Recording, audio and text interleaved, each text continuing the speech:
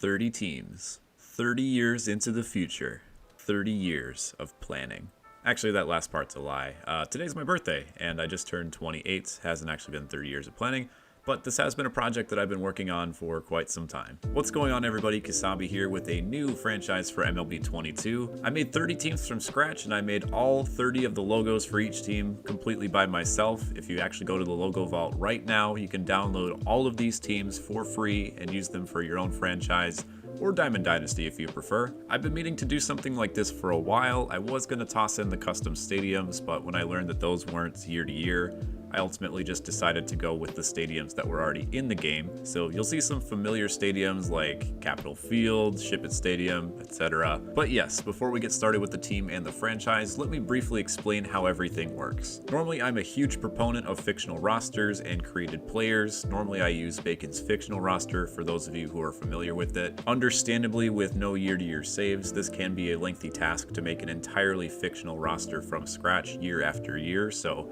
what I decided to do this year was take the 30 teams that I've made logos for previously and put them into a franchise 30 years into the future. What I did is I had no control over my team. I just went ahead and simulated 30 years, didn't make any trades, or I don't know anything about the players that I currently have on my roster. And then that way there aren't any real players, and I'll just go right into the game without any knowledge of what my team build is, what they specialize in. So right now you can see I'm in 2052 in franchise mode, and my team rankings are on the screen there. So right now I can kind of see that I'm 13th based on the rosters that most of the teams have. Here are the other 29 teams that I'll be playing alongside. You can see them on the screen currently. I will be using the Salem Phantoms, which is a logo that I created a few years ago. It's something that's now pretty near and dear to my heart. As you can kind of see, I have the Phantoms ball cap. It's just a design that I decided to do one day in October and wanted something that was a little bit spooky for inspiration, but has really evolved into something of its own. So that was the obvious choice for the team that I was going to use. You might also see a few familiar teams. I messaged my buddy Gold Glover 9 to see if I could use his Philadelphia Flights from the GGBL. This was a team that I created for his league and made the logos for. We had like team Twitter accounts that people were using as a part of the GGBL. And the Flight was the one that I kind of took on and was running the social media for, so they'll be making an appearance in this league. I also have the Oklahoma City Lightning, who I previously simmed an entire franchise with, 162 games where I didn't control the team, and you were able to watch all of those games live. All I did was move some players behind the scenes, but we do have a few returning teams from that league. We have the Lightning, we also have the Connecticut Curve, and also the eventual World Series champions, the Las Vegas Kings, another one of my favorite designs back from 2018. Also, to give a brief rundown of what happened during the 30-year simulation, again, I don't know what the players are like, but I do know the Phantoms were very bad for about 15 to 20 years. And then they made the playoffs. They were consistently knocked out by the Motor City Mustangs. Eventually they made the World Series and lost. A couple years later, we ended up winning in 2046. And now it is currently 2052. We've kind of gone on a bit of a cold streak since then, missing the playoffs in the last 3 years, including a 93-loss season last time out. The Bronx Ballers, who are in our division, won the World Series for their 28th World Series championship. They replaced the Yankees, and that was the first title that they actually won in those 30 years.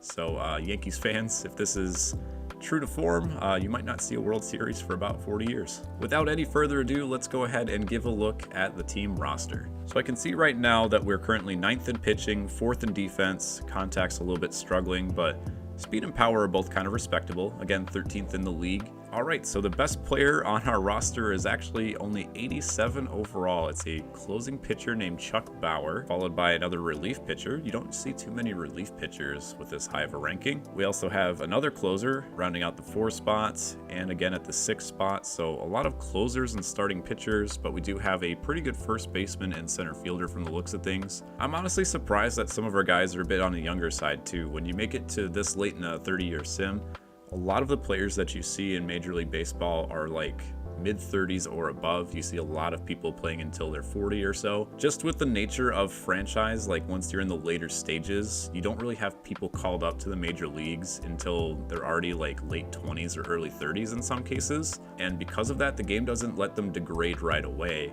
until they actually have MLB service time. So you have a lot of people who are making it into their late 30s or early 40s. But let's go ahead and look at the main guys that we'll have on our MLB roster to start out, starting with starting pitchers. Derek Newsome is our ace, only 28 years old, has a two-seam fastball as his main pitch, followed by a bunch of breaking pitches and a 91-mile-an-hour sinker. Pretty average stats across the board. Stamina's a bit lacking, but not too bad for a 82 overall with B potential. Next up is Lou Reyes, who has a 96-mile-an-hour fastball, a splitter, and a 12-6 curve changeup mix. They're about the same miles per hour velocity. Also, again, pretty middle tier across the board, a little bit better stamina, doesn't quite have that strikeout stuff. In the 3 spot, we have Gabriel Gonzalez, a bit slower in terms of his pitches. His control is decent, along with his walks per 9. Those are his strengths, so we'll be spotting a lot of pitches with Gonzalez. My 4th best pitcher is actually in AAA, and I don't think he's even on my 40-man roster. His name is Joe Johnson. And look at that velocity, 99 velocity overall with a 95-mile-an-hour fastball, 94-mile-an-hour two-seamer. Can't wait to call this guy up to the big leagues. Rounding out the rotation, we have Ryan Bauer, who is 37 years old. Great K per 9 stuff. Two-seamer, slider, curveball, changeup combination. The break's a little bit tight though. Not too much that's going to be breaking out of the zone. Stamina is also starting to degrade as he gets older. And in the 5-hole, we have Johnny Cabrera, kind of similar to the guy we have in the 3 spots. A little bit slower in terms of pitches, but we'll get a decent amount of contact for outs, I would probably say. Moving on to the relief pitchers, we have Oscar Estrada. Look at that hits per 9, 93. Has a 91-mile-an-hour fastball. Good changeup, two-seamer, slider combination. Eric Romero has a 97 K per 9. His control might be a little out there with the walks per 9 at a 57, but also throws some decent heat. A running fastball is his primary pitch. Sweeping curve, slider, changeup. Dominic Crowder, one of our long relievers, is pretty good at hits per 9, K per 9, and home runs per 9.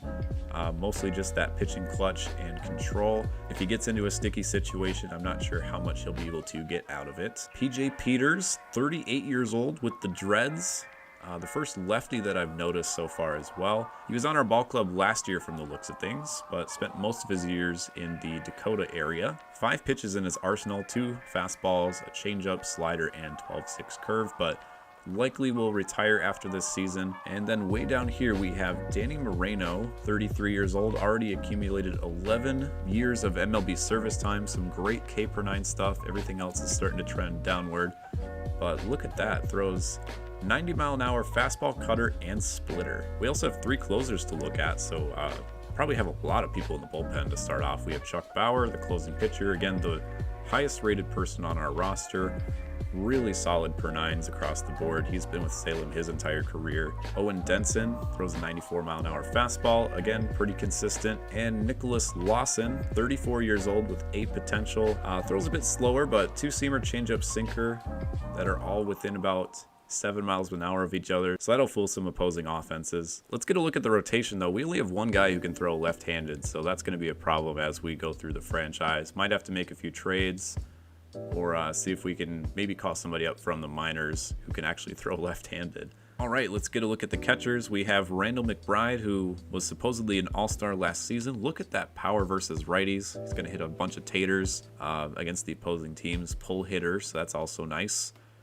Played the last couple years with Salem, hit 22 home runs last year. Then we have Junior Rocker, who is a little bit more of our defensive catcher. Offensive abilities are kind of average, but good arm strength, reaction, arm accuracy. This is his first year with the Phantoms. At first base, we have 2 options. We have Ramon Cervantes, 32-year-old, 84 overall. Some good attributes against lefties. Definitely a left-handed specialist. Also, look at that reaction and fielding time at first base. That is much appreciated. Can also play second, which is cool. Luis Campillo is our secondary first baseman, a little bit more contact-oriented, but this guy also has a pretty good fielding and arm attribute score. At second base, we have Eric Navarro. I'm liking our fielding so far. Our defense is rated pretty good. Again, this guy's a little bit lacking in terms of offensive capabilities, but great durability, a 91 reaction, and he can play shortstop as a secondary. 2 third basemen on the roster. We got the new to the league, Rich Cabrera, 26 years old, no MLB service as of yet, so he'll be making his major league debut here. Got a power arm at third base, a little bit more contact oriented, good vision as well. And then the vets, Jamal Callahan, 38 years old, even better fielding and reaction time over there. The arm's just a little bit lacking.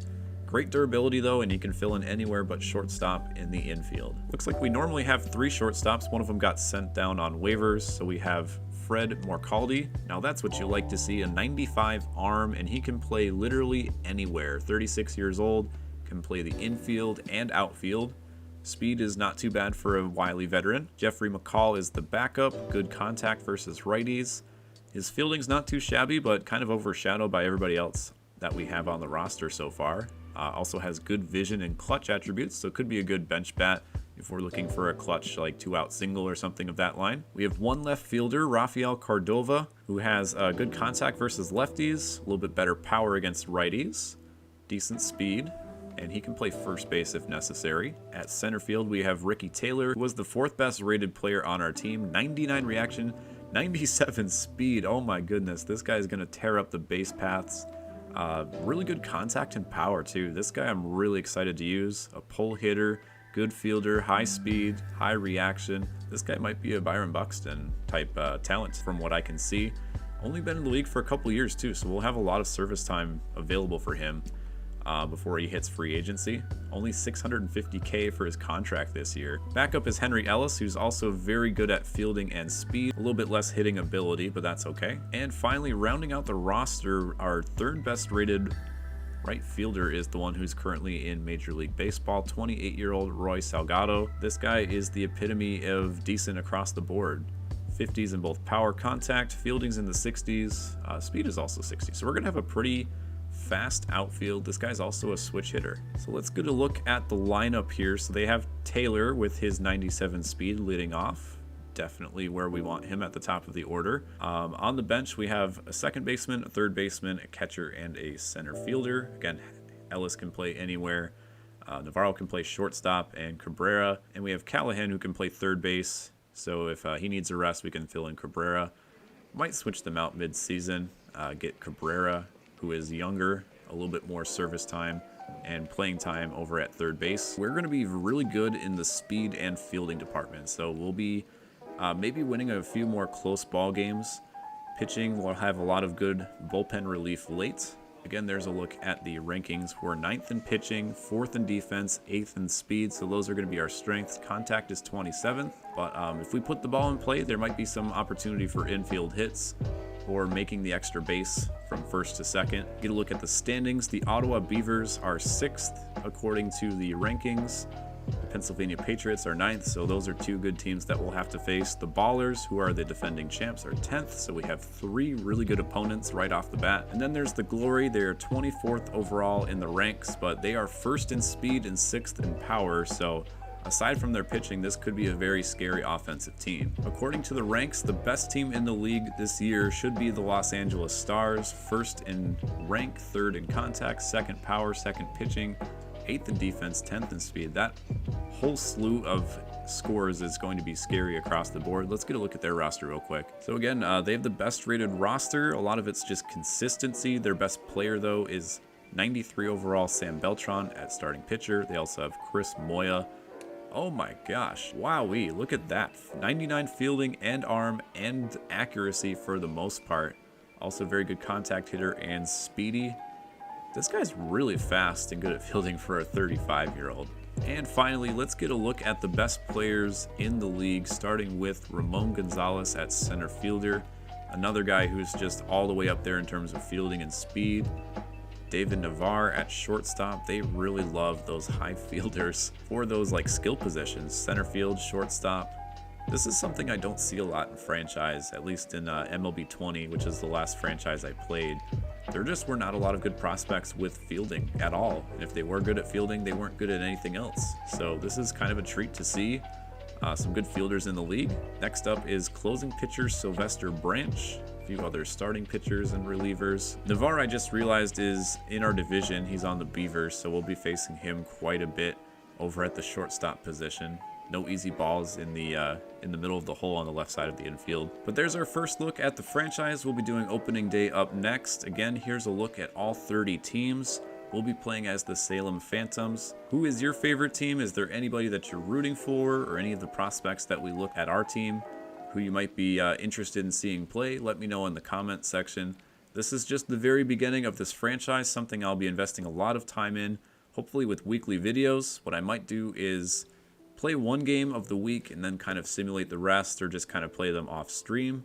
And then that way we'll kind of move through the franchise a good amount of time before the next MLB game comes out. We might get through a couple seasons, maybe even 3 or 4 before we hit next April or next March. Love franchises like this. We have fictional players, no prior obligations or, standards for them to meet. This whole season's about just kind of finding a groove with people that we've never tried before, and we'll see what works. If we have to trade a few people, we will.